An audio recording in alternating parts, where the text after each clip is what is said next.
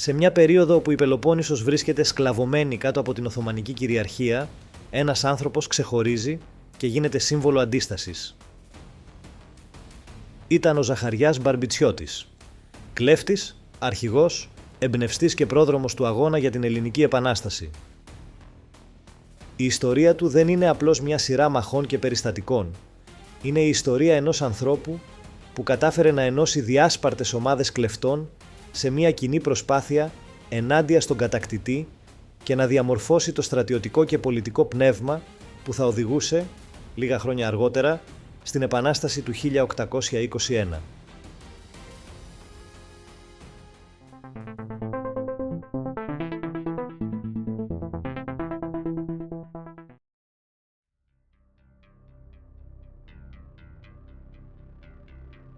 Ο Ζαχαριάς Μπαρμπιτσιώτης γεννήθηκε στις 22 Οκτωβρίου 1759 στο ορεινό χωριό Μπαρμπίτσα της Λακωνίας, όπου η οικογένειά του από τη Μάνη είχε βρει καταφύγιο μετά από διωγμούς των Οθωμανών.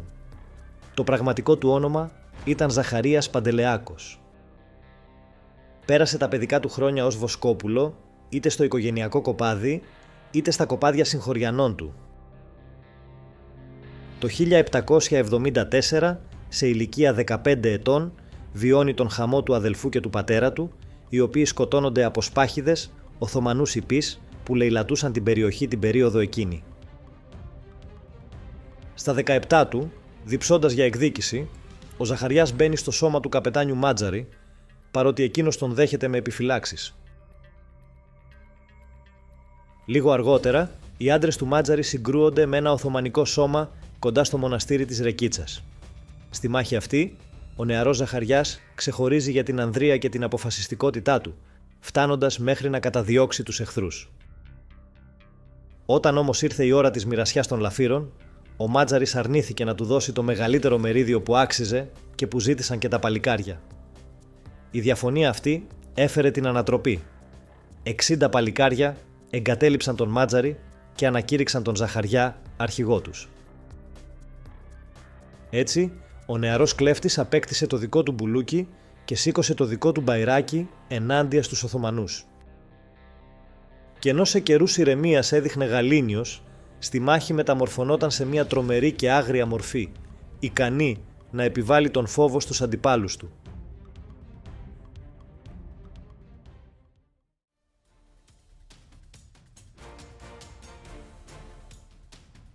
Κάποιοι μελετητές έχουν καταγράψει μια εντυπωσιακή τελετουργία μοίησης για όποιον ήθελε να μπει στο σώμα του Ζαχαριά.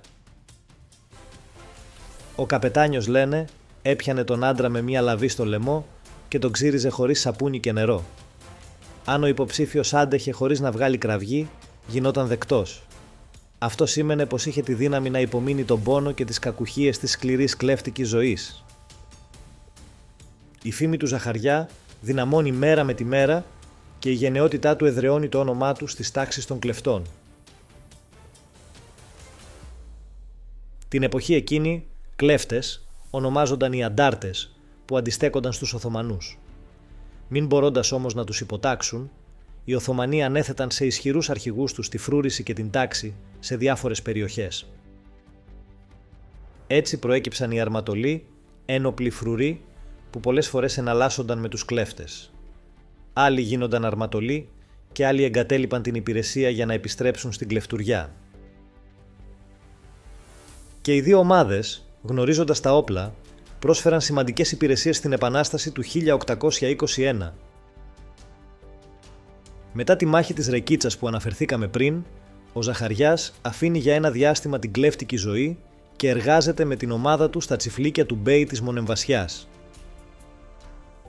Το 1780, μετά τη μάχη στον πύργο της Καστάνιτσας και τον χαμό του Παναγιώταρου και του Κωνσταντί Κολοκοτρώνη, οι κλέφτες της Μάνης τον ζητούν για αρχηγό τους. Ο ίδιος, δίχως δεύτερη σκέψη, εγκαταλείπει επεισοδιακά τον Μπέι και γυρνά στην κλέφτικη ζωή, οργανώνοντας το σώμα του και υψώνοντας ξανά τον μπαϊράκι του. Φτάνοντας με το σώμα του στο χωριό Σάλεση, δίνει σκληρή μάχη με τους Οθωμανούς, τους οποίους τρέπει σε φυγή. Σύντομα, μεγάλο μέρος των κλεφτών και αρματολών της Πελοποννήσου τον ακολουθούν. ανάμεσά τους και σημαντικές προσωπικότητες, όπως ο Θεόδωρος Κολοκοτρώνης, ο Νικηταράς και ακόμη ρουμελιώτες μαχητές, όπως ο πατέρας του Οδυσσέα Ανδρούτσου. Το γεγονός αυτό δείχνει πόσο ισχυρή ήταν η επιρροή του στην ευρύτερη αντιστασιακή κοινότητα. Γύρω από το όνομα και τα κατορθώματά του δημιουργήθηκε θρύλος. Έλεγαν ότι με το σπαθί του έκοβε με μια μόνο κίνηση κεφάλι ταύρου. Ότι με ένα σάλτο περνούσε πάνω από 5 άλογα.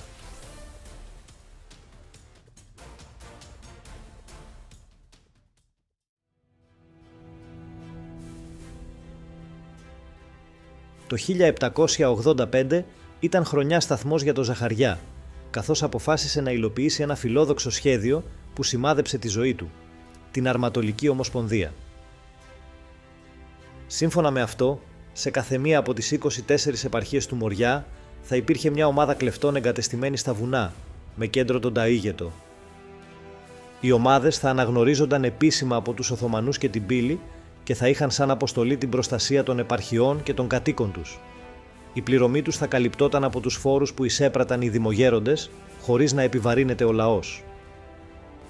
Πίσω από τον επίσημο αυτό στόχο, ο Ζαχαριάς επιδίωκε να περιορίσει την εξουσία των Οθωμανών διοικητών, να απομακρύνει τους Αλβανούς μπουλουκμπασίδες, αντικαθιστώντας τους με Έλληνες αρματολούς, αλλά και να συγκρατήσει την αυθαιρεσία των δημογερόντων.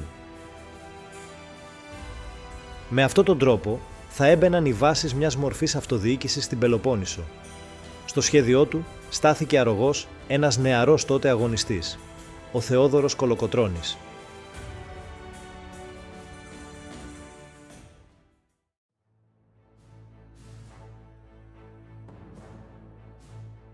Τα σχέδια του Ζαχαριά για την Αρματολική Ομοσπονδία αναστάτωσαν τους προεστούς που φοβούνταν τόσο την οργή των Οθωμανών όσο και τον περιορισμό των δικών τους προνομίων. Οι Οθωμανοί προσπάθησαν να οργανώσουν μαζική επίθεση, όμως κάθε οπλαρχηγός της Ομοσπονδίας χτυπούσε τοπικά τις δυνάμεις τους, κρατώντας τους καθυλωμένους. Μετά από μάχη κοντά στη Μαλεβή, ο Ζαχαριάς πήγε στην Κορινθία και για λίγο συνεργάστηκε με τον Γκιαμίλ Μπέι.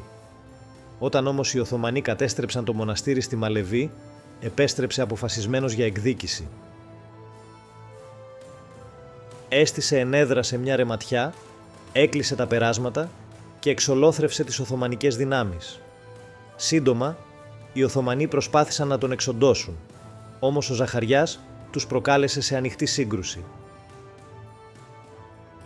Στο Αγριλοβούνι, το 1787, με 2.500 περίπου άντρες, παγίδεψε το Οθωμανικό ιππικό που υπερτερούσε σε δυνάμεις και πέτυχε μια εντυπωσιακή νίκη.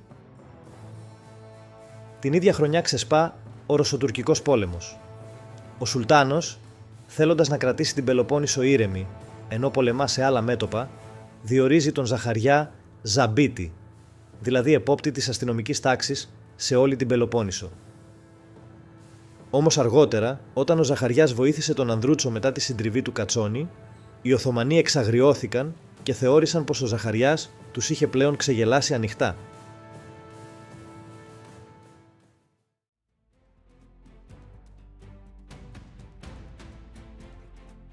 Στα τέλη του 18ου αιώνα, ο Ζαχαριάς βρίσκεται στο απόγειο της δύναμής του.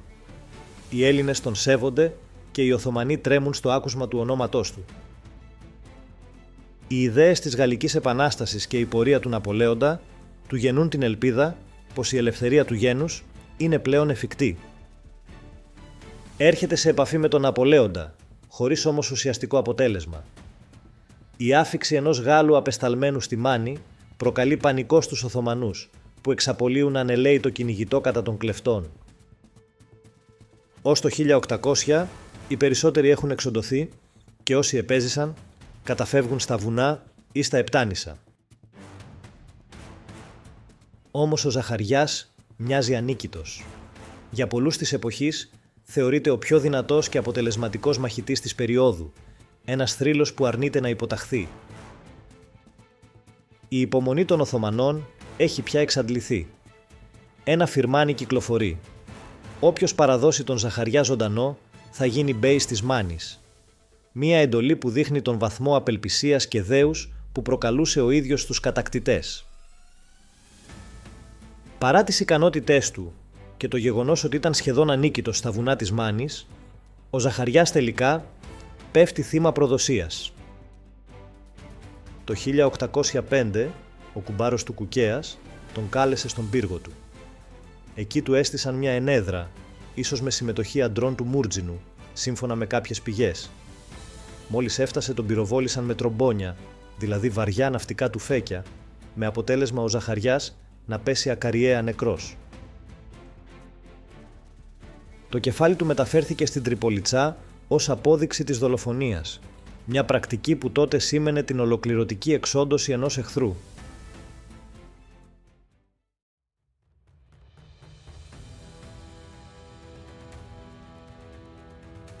Ο Ζαχαριάς Μπαρμπιτσιώτης έπεσε θύμα προδοσίας, σε μια εποχή όπου ο αγώνας για την ελευθερία μόλις ξεκινούσε. Ο θάνατός του δεν σήμανε το τέλος του αγώνα. Αντίθετα, άναψε μια σπίθα που δεν έσβησε ποτέ. Για τους Οθωμανούς, το κομμένο κεφάλι του στην Τριπολιτσά ήταν το τρόπαιο της νίκης. Για τους Έλληνες όμως, ήταν το σύμβολο της θυσίας. Ένας άνθρωπος που δεν λύγησε στα φυρμάνια, δεν εξαγοράστηκε από αξιώματα και δεν πρόδωσε ποτέ τον σκοπό της ελευθερίας. Ο Ζαχαριάς δεν πρόλαβε να δει την Επανάσταση του 1821. Όμως οι ιδέες του, η οργάνωση των κλεφτών, η ενότητα που οραματίστηκε και το πνεύμα ανυπακοής που καλλιέργησε, έγιναν το θεμέλιο πάνω στο οποίο πάτησαν οι μεταγενέστεροι αγωνιστές. Ο Κολοκοτρώνης, ο Νικηταράς, οι καπεταναίοι του Μοριά βάδισαν σε δρόμους που πρώτος εκείνος άνοιξε με το σπαθί του. Στα βουνά της Μάνης και του Ταΐγετου, το όνομά του συνέχισε να ψιθυρίζεται σαν προσευχή και σαν όρκος. Όχι ως μύθος άπιαστος, αλλά ως παράδειγμα.